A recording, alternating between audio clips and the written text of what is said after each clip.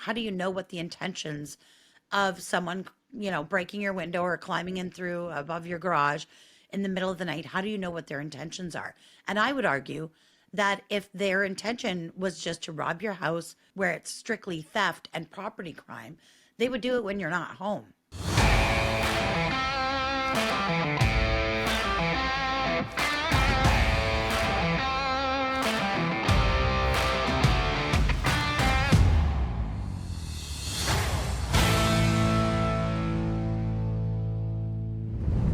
Ladies and gentlemen, there is a lot of talk in the media right now about self-defense, home protection, and responsible gun ownership and responsible gun use. And we thought that one of the best people to talk to is someone that this is literally what they do for a living and have done so for the past 10 years as part of the Canadian Coalition for Firearms Rights.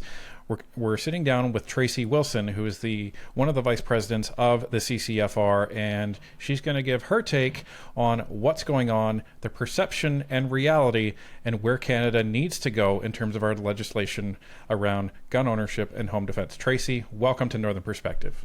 Oh, thanks for having me. I'm glad for the opportunity. So let's get right into this. There was a video that went viral, mainly from Mario for the North's posts on multiple platforms. I think the last I saw, he said it was over 3 million views, and that's pretty viral in Canada. And it was essentially a clip of 4 or 5 gentlemen that were standing on a bridge. Looks like they were doing clay shooting out in Muskoka. And there was a lot of things that caught people's eyes about that video. And it went so viral that it sounds like the Ontario Provincial Police are now involved. And even Premier Ford was forced to say something about it.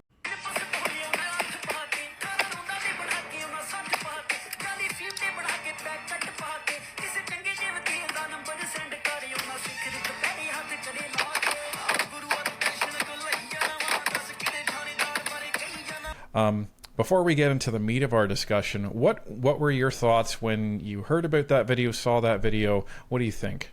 Well, I've seen similar videos in the past, and while people maybe, find it alarming, videos I've seen previously didn't necessarily have things that broke the law. However, watching this video, looking at the firearms they're using, looking at the magazines they're using, just the careless manner in which they're discharging their firearms, yeah, there's a whole bunch wrong there.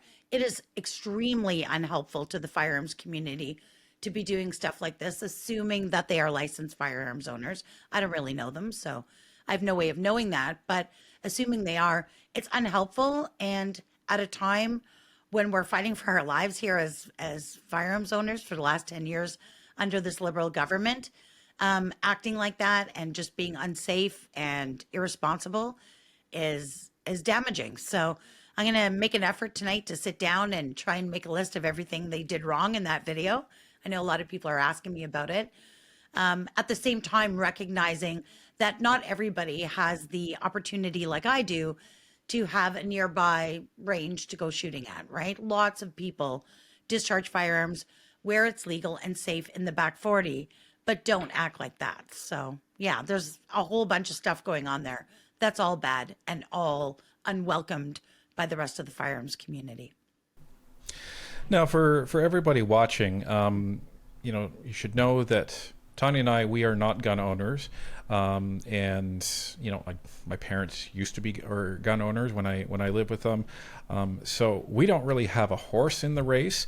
We are data driven and always have been, and we've commented on this before on Northern Perspective, and that might be actually where we got connected the first time, Tracy, where we were speaking about gun violence in Canada, and we said, listen, we're data driven, so we have to follow where the data goes. And the demonization of Canadian gun owners over the last 10 years, in our opinion, it's not even really opinion, it's a fact. It's been completely unfounded because the data doesn't actually point to that responsible gun owners are actually the problem. It's actually all traced back to bad legislation put in by the Liberal government. Because if the guns were the problem and if gun owners were the problem, then we should be seeing a massive decrease in the amount of gun violence and violent crime in Canada because of the amount of guns that the Liberal government has banned. But the banning of these guns and firearms has had no impact whatsoever on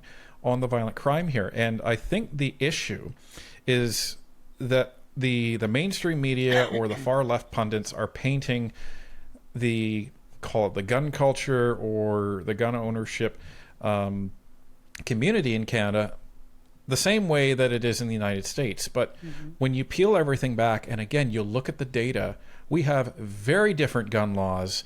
We have very different gun cultures. And when you look at the data, Canada has a rate that is cut in half of the United States in terms of the deaths that are caused via firearms. So this is not talking about countries that are anyway similar when it comes to this. Canada has some of the strictest gun laws in the world, and it should be something that we're proud of. And we need to be going after the right people, not scapegoating for a political reason, right? Yeah, well, and you're right. Canada has some of the strictest gun control regimes on the planet. And for the most part, they work relatively well. Nothing is ever going to be 100%. We don't regulate anything else in our society to be 100%. And I think there was a social contract between gun owners and their government that although the process of becoming a licensed gun owner and acquiring firearms is arduous, it's invasive, you have a daily background check, your spouse or conjugal partners have to sign off on you getting a gun. Like it's a lot. But I think we had that social contract that if we put ourselves through that, then we would have the ability to own and use these firearms. And it's gone like that for decades, peacefully and without issue. And then come along the Trudeau Liberals and turn the entire thing upside down. So there's a variety of different licenses you can get: a non-restricted firearms license, a restricted firearms license. I went out, I got them both. I wanted to try sport shooting. I was primarily a hunter 30 years ago, and I wanted to get into target shooting and competitive sport shooting. So I bought handguns, I bought AR-15s, and I mean, look, I'm a little old grandma from the suburbs, right? But at the range, I'm on an equal playing field with all those tough guys. And it is the most inclusive and diverse sport there is in this country. So when the Liberals turn around and say it doesn't matter that you followed every rule and regulation to the T, it doesn't matter how ridiculous they are, you still complied, but that's not good enough. We're still going to step into your life and ban and confiscate, forcibly confiscate property that you acquired sometimes decades or generations ago and used lawfully and safely without issue. So that should be a problem and a red flag for all Canadians. Because if they can do it to us, I always say we're the canary in the coal mine, right? If they can step into my home and take my guns, a lot of the normies or the average Canadians out there would say, well, you don't really need those things anyways. Well, what happens when it comes to the property that you own or that is important to you? And firearms are intrinsically important to the people who own them. So, yeah, I was hoping maybe Mark Carney might be a little different, maybe a little more pragmatic than Trudeau was. I often think of Trudeau as kind of a toddler sitting on the floor, reaching in his diaper and flinging stuff all over the walls to see what'll stick. And I was hoping that Mark Carney, being the mature voice in the room, would be different. But so far, it appears that he's going to go down that same divisive, ineffective road that Trudeau did. And of course, at the end of the day, I'll say that it is at the expense of public safety because they're going to spend billions of your taxpayer dollars confiscating legal guns that have never been used in a crime from people who have never committed a crime, instead of focusing those efforts and resources on stopping illicit smuggling of guns, human trafficking, drugs, all of the things that would make Canada safer. So, yeah, it's a weird predicament that we find ourselves in. Now, do you find that most of the people you're interacting with through the CCFR are hunters or maybe sport shooters or collectors or maybe a mix? Like, who are you interacting with? I think primarily at the beginning, I mean, we are the youngest gun lobby, but we're the biggest by twofold of anybody else. And I think originally it was primarily sport shooters who felt targeted by the government. There was kind of the black gun and handgun bans going on. But I have to tell you that it's spread significantly since then into the hunting community because, of course, some of these bans absolutely include hunting rifles. Every single rifle my husband used for hunting is now banned. So, and we have a pretty significant collection. So I find that it is a really big mix now. The hunting community is far more involved in advocacy than ever before because I think they used to have a false sense of security that, they're just after those handguns and the black guns and it's not about us. And I think now that they realize it is about them, the one, silver lining in this cloud of liberal government is they've brought the community together because we've never seen hunters flock to our group like they are now. And we've joined forces with a variety of different hunting organizations, wildlife federations. I speak every year in Nashville at the annual international hunting convention. So, it kind of shows you where things are going. And when I speak to other countries about this, I tell them that Canada is a cautionary tale. There is no gun that is going to be safe or appropriate in the eyes of a liberal government. So they're all on the table. And this kind of dovetails, I'm not going to say nicely, but well into the main topic that we wanted to talk to you about, which is this recent case in Lindsay, Ontario, which ironically is basically my hometown. And I went to high school there and grew up there, where there was a home invasion and someone broke into to this person's apartment with a crossbow. That's the most important part here. So they broke into this person's apartment with a lethal weapon, and the person that was living there ended up confronting and defending their property with a knife and ended up injuring the person who actually broke in. Now, both parties were charged, as odd as this was.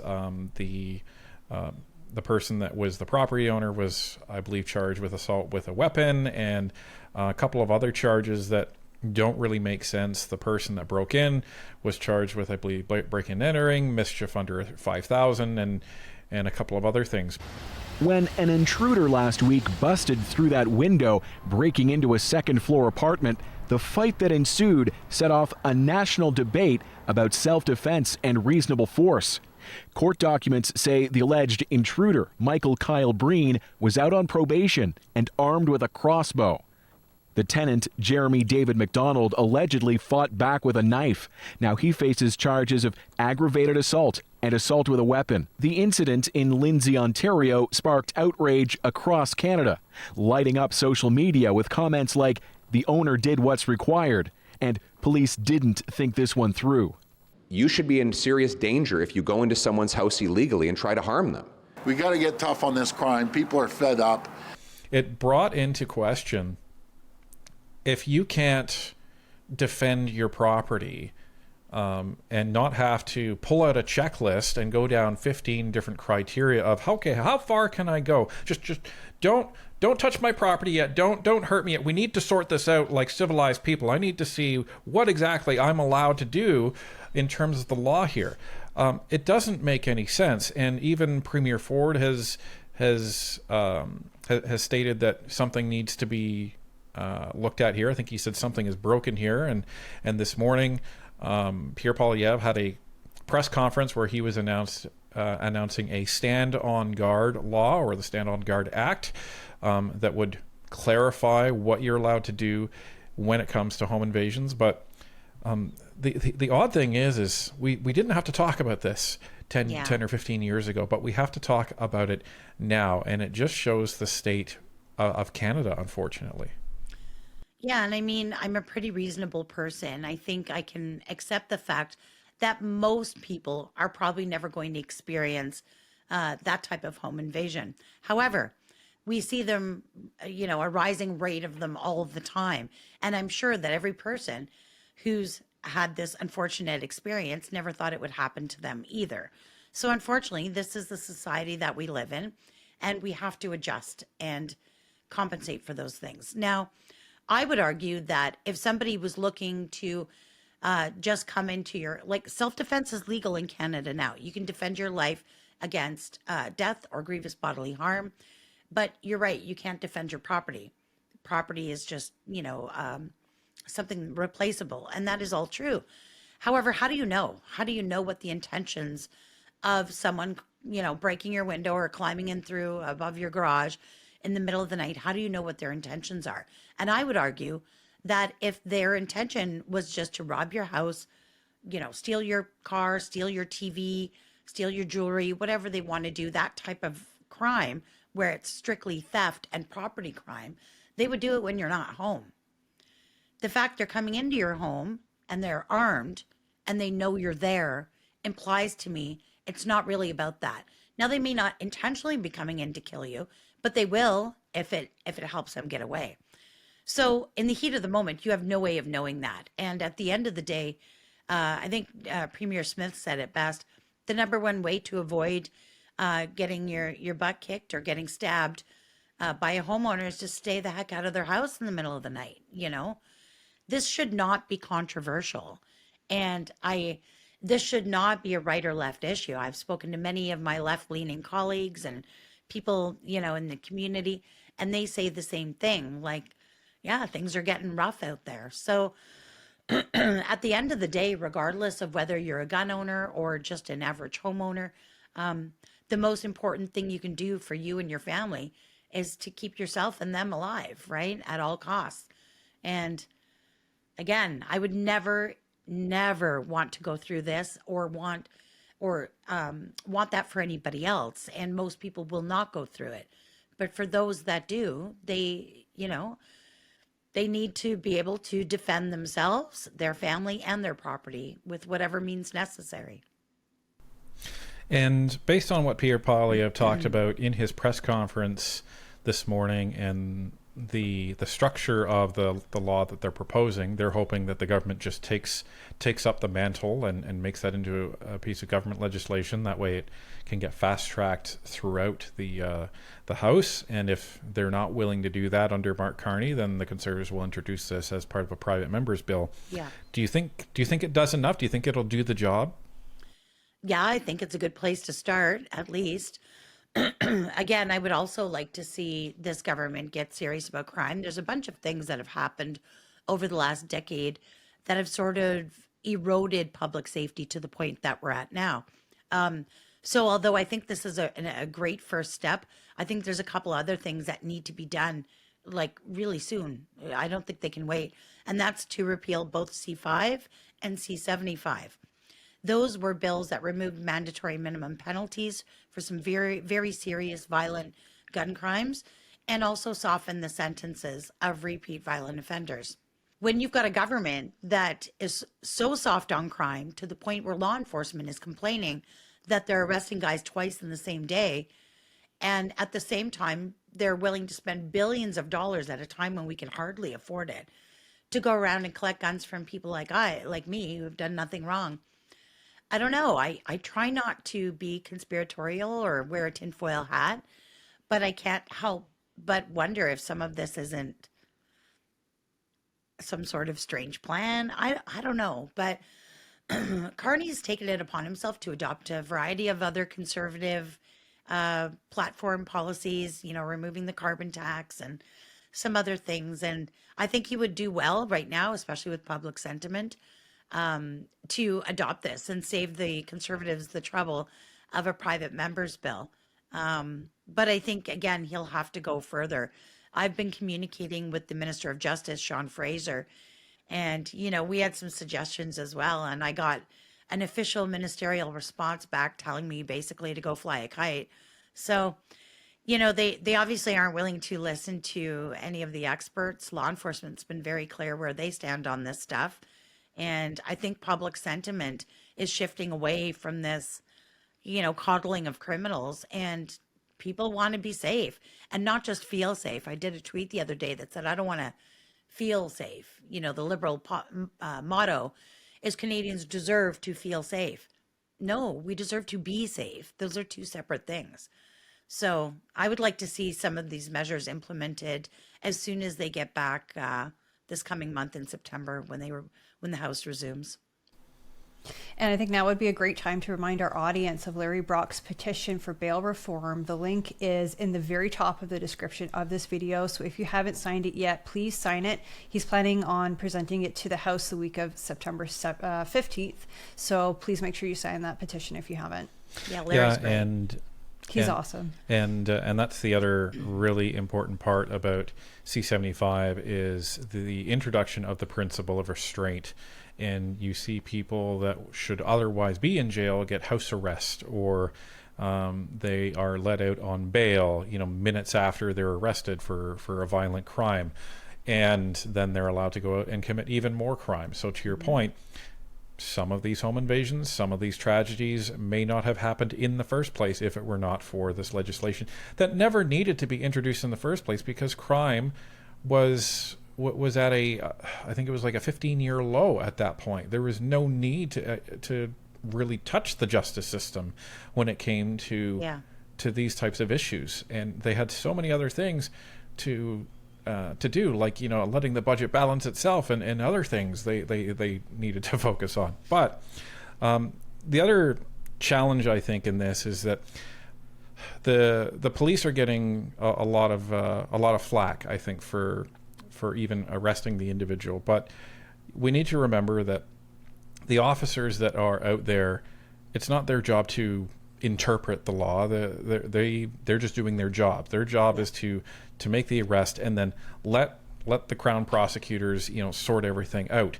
And to your point, what police seem to be vocalizing and asking is, listen, change the law so we don't have to do this, because this doesn't make any sense. I don't want to have to arrest these homeowners, but the law says I have to. Yeah. So someone needs to make some changes up top, so us guys on the bottom can say, well, great job, sir. We'll take this guy out of your home. Sorry about the disturbance. Have a great day. Well, I'll be honest. We did a space the other night, Ron Chinzer and Kevin Vaughn and I, on this very topic, and it was a really great space. And Ron, as you know, is former law enforcement. And people said to me, how do you feel when, someone breaks in someone's house and the owner gets arrested if there's a self-defense incident? And I'm like, well, unfortunately, it kind of has to be that way. You kind of have to get arrested. Imagine being a law enforcement and they roll up to a scene, 911's been called, somebody's been shot, they're not sure who's the bad guy, who's the good guy, what the situation is, do they know each other, is there more to the story? So of course, everybody gets arrested. That's how it works. That's how they sort it out. But not everybody needs to be charged. So I hope this never happens in this house to me or my family. But if it did, I would fully expect to be arrested. That is how it works. It's the charges that are different. And the problem is the process is the punishment. There's been a number of self-defense cases in Canada where the homeowner was successful in saving their lives to the peril of the bad guy. And eventually they are found not guilty and they move on with their lives. The problem is you're looking at tens of thousands, if not hundreds of thousands of dollars to defend yourself. Most people would lose their job. A job is not going to wait for you to go through a 2-year murder trial to be found innocent and welcome you back. Your family is impacted because, of course, you're the front and center of every news source and newspaper in the country. Like, there's a whole bunch of mitigating things that happen afterwards that basically destroy your life. So at the end of the day, you're alive, you made it, and you're finally found not guilty. You're broke, you've lost your house, you've lost your wife, your job, and everybody hates you because they think you're a murderer. So, there's definitely got to be a little more balance in our system. I don't think there's ever going to be such a thing in Canada where you have an incident like that, where any kind of violence is perpetrated and the good guy doesn't get arrested. You have to get arrested until they sort it out. And that's difficult to think about. But I mean, they put you in cuffs, they take you down to the station, you go through your interviews, they hold you until they figure it out. They have to do the work. I mean, if they rolled up to every 911 call and the guy's like, yeah, this guy was breaking in my window, so I shot him. And they're like, hey, cool, Bob, have a great day. And they load the guy in the trunk and roll away. Like, that's not how it works. Obviously there has to be an investigation. Everything has to be sorted out. But the laying of charges, I think, is not quite as time sensitive. And I think that it would make sense to change the law so that you can arrest somebody, take their statement, do the interviews, do all the things you have to do, and you can let them go pending, the outcome of the investigation. I mean, look, they are arresting violent repeat offenders out in the street, committing all kinds of crazy violence and terrible crimes and letting them back out by noon. But a homeowner defends his life and he's in prison until the trial.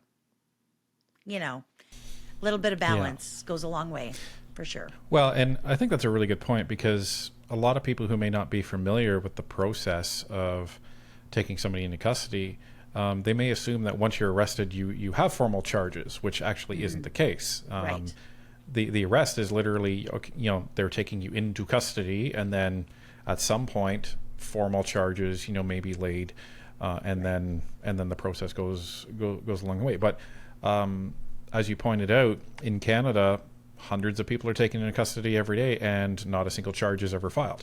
So but to your point, I think it's not a bad thing to take people into custody when the police roll up to a house in the middle of the night and say, all right, let's take everybody into custody, let's sort this out, and then we will find who the actual perpetrator actually was and what ended up happening. So Yeah, 100%. And our, talking with the CCFR General Counsel about situations like this, the advice is always, should you have that situation and you've got to call 911, regardless of what happened or what shape your perpetrator is in, you don't say a word. You call 911. They come to the address and you let your lawyer do your talking for you. They're in the best position to ensure that you have, a fair outcome. So it sounds horrible not to say not to cooperate with the police, but you can cooperate just through your lawyer. So that's Well, first and that's call should be maintaining your 911, rights. second call should be a lawyer. yeah, and that's maintaining your rights, and the police will read you your rights when they're there, and that's one of your options, right? So Yes, exactly. and a lot of people that may be on the outside that are very anti-gun or anti-firearm may try and point this as, well, this is just the gun lobby trying to, assert their Influence? their influence on gun ownership. But this has actually nothing to do with owning a firearm or not. This Yeah. has everything to do with defending your property, because the person in question here, and I think this is a good thing, is that they weren't defending their property with a firearm, they were defending it with a blade. Absolutely. So Yeah. this has nothing to do with it. And they could have done it with a baseball bat. They could have done it, with a golf club. It doesn't matter. The point is when we're in a situation where someone invades your home and you have to assume they have nefarious intentions and they're not welcome there, you should be able to defend your home, your family, and your property by any means necessary. That's where this discussion really is. And but it's interesting that you've said that you've talked to some people on the left. We've also heard this as well. But what exactly are they saying? The people on that you may be normally at odds with in terms of the gun debate, but they seem to be coming to the table and we find common ground when it comes to this. Yeah, so I try and get out of my echo chamber because back in 2015, when Trudeau won a majority government, I think it, excuse me, literally knocked me off my chair. When you're stuck in an echo chamber and listening to the people in your circle, which is good, but you end up believing that that's the reality out there, and it's not. So it's really important to me to get out into everything. So I join every single Facebook group I can find, all the, Ottawa mom groups and the community groups. I go to community group meetings. I join the BIA. Like, I join everything to try and get out there and hear from people who are outside of my usual circle of influence. And it's interesting because I'm getting tagged in weird stuff. I think in the Ottawa moms group, in the last 2 months, there's been about 17 posts. I've been screenshotting them where you've got these average urban kind of left-leaning people who normally would turn their nose up. I'd post a ladies range day in there and they'd delete my post, right? We don't want that stuff in here. And now they're tagging me, asking me how they can get armed up. That's what they're calling it, right? We got to get armed up. And it's just, it's funny how it goes because these same people probably also voted for the people who want to come into my home and take my firearms away. But regardless, eventually that pendulum kind of swings back, right? And the original intent, I think, of bills like C5 and C75, where the liberals said there was an imbalance, right? There was an overrepresentation of people of color or indigenous people incarcerated in our penitentiaries. And I try and process that like, okay, so if that's true, it means one of two things. Either those people are also overrepresented in the criminal community, maybe they're committing more crimes, or are you trying to tell me that, Caucasian people are not being sentenced to prison for the same types of crimes? And of course, it's the first one, right? So I, it's an unfortunate reality. And I would think that we would look instead at programs and resources to find out why that's happening and head it off at the pass rather than just letting them out of jail because they're not white. So I don't know. I'm hopefully that wasn't controversial what I just said, but that's the intention of the bill. And now I see people who defended it and cheerlead it are now saying the opposite, right? They're like, yeah, you're right. This did not work out well. A lot of times people get mad at law enforcement because they're arresting these people. They're turned back out. You'll see law enforcement agencies tweet, kind of a be on the lookout. This person's been released. He's at high risk to reoffend. And people get mad at them. Well, why'd you let him out? That's not how it works. It's not the police who decide who gets in and out of prison, right? And at this point, it's not even the judges who decide. If the law is you have to give them the least restrictive penalty and the shortest sentence possible, it is what it is. So the law absolutely needs to change. People need to be, Canadians of all kinds, need to be held responsible for the crimes they commit. And the rest of us need to do our part to ensure that our politicians are held to account to do exactly that. So it's not gun lobby rhetoric. I'm a mom. I'm a grandma. I live in a suburban Ottawa community. I'm a member of all kinds of stuff. I volunteer for everything, for veterans groups, seniors groups. I also want to be safe, right? I want my neighbors to be safe. So, yeah. Well, and this is where I think as a nation, we need to make an effort to get out of this identity politic warfare, because usually whenever issues come up like this, it becomes a left versus right thing. And what we're always trying to advocate people to do is not view it as a left versus right thing. You treat it as an issue by issue basis, and then you can actually have an honest discussion as to what's going on and leave the left versus right politics out of it.